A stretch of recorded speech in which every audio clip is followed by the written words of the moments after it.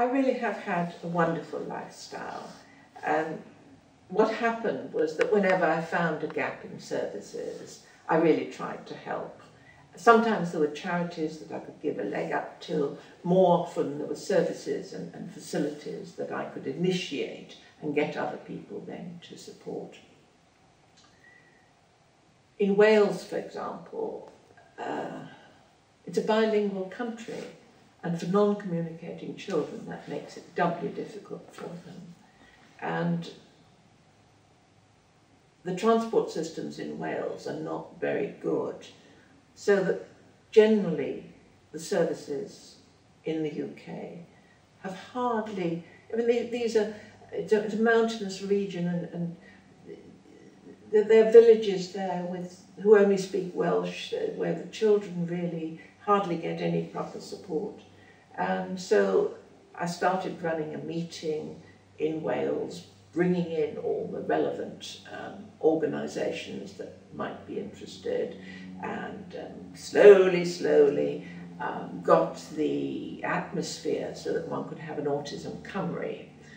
So this is a charity that is not actually providing services, but is lobbying at government, is running training centres, is linking north and south, so that there is actually a Welsh autism sector. I'm very proud of that one. I mean, how much did I can't remember. Not, well, big stuff by most charities, but... how much? I'm just trying to remember how much it was. $1 million or so? Yeah. Looking back, I think it must have been the best part of $1 million, but it was spread over time, and that's a different way of doing things than giving one great big slug. I have given major donations in one fell swoop.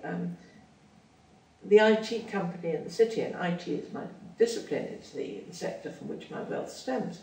I was involved in a livery company there, which is commerce, charity, education. And I somehow got the idea that I had this wonderful opportunity, because I was one of the founding members, to make a real difference in the City of London by helping to get this livery company up into a different level. We were, at the time, the livery company was camping in somebody else's premises. It was doing good stuff. It was actually doing charitable work, but it hadn't really got any sort of sound basis yet. So I went through a retired solicitor to approach them on my behalf, but approach them anonymously and sort of say there was a donor who was thinking of supporting them, and would they put in a proposal as to what they would do with $250,000, $1 million or $5 million.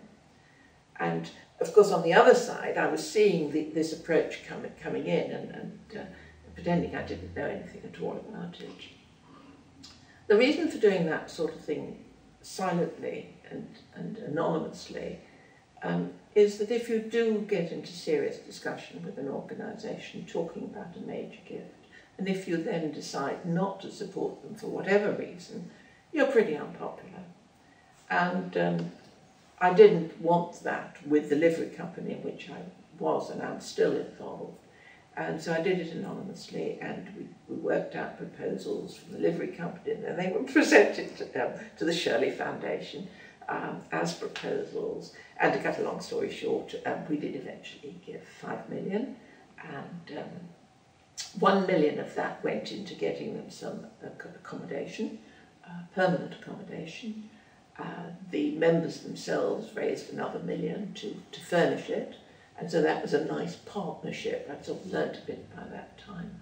And the other $4 million was put into a charitable trust, which the livery company uses for charitable activities within the IT sector. So that moved that charitable trust up into quite a different level, because they were able to employ a a fundraiser, they were able to employ somebody to run the charitable projects, and the whole thing began to have a significant position in the City of London. And that was the first time a livery company had come into such prominence for many years. They go back for 600 years, but the old ones are very well established in running schools and so on.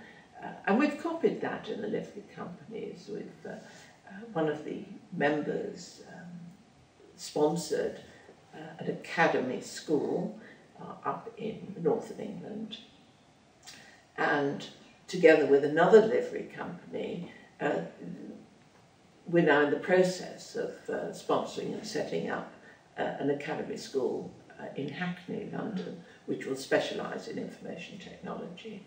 So, doing one hand, things very classic. Livery companies always support schools, Merchant Taylor's School, the Draper's School, the St Paul's schools for the Mercers. Here is a modern livery company, it's only a few years old, sponsoring schools, in that case with the help of the government.